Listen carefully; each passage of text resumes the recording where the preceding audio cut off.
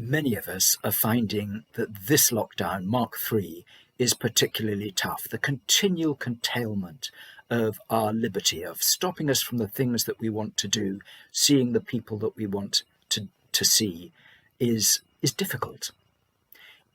We may begin to think it's a little bit like being in prison.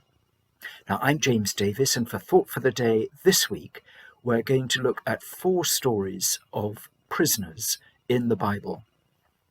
And I think we'll see that while prison is undoubtedly irksome and frustrating for the prisoner, yet it's not beyond God's ability to use it and make something very positive of us. Today, Joseph.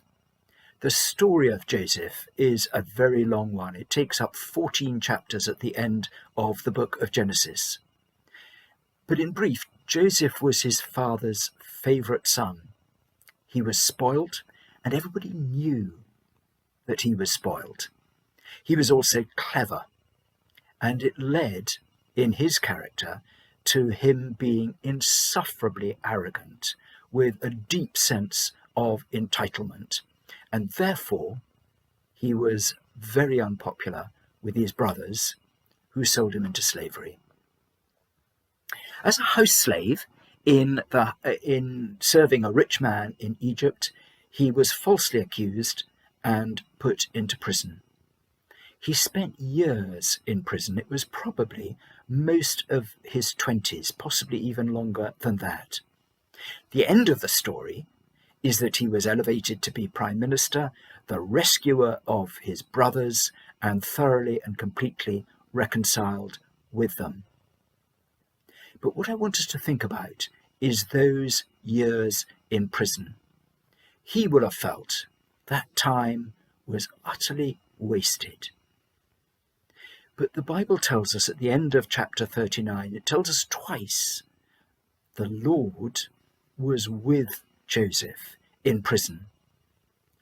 It was prison, not only the time in prison, but the prison was the very means by which God used him to mould his character, to change him, to take away those rough corners, that arrogance and sense of entitlement, and change him into the sort of person that God could use for a big purpose.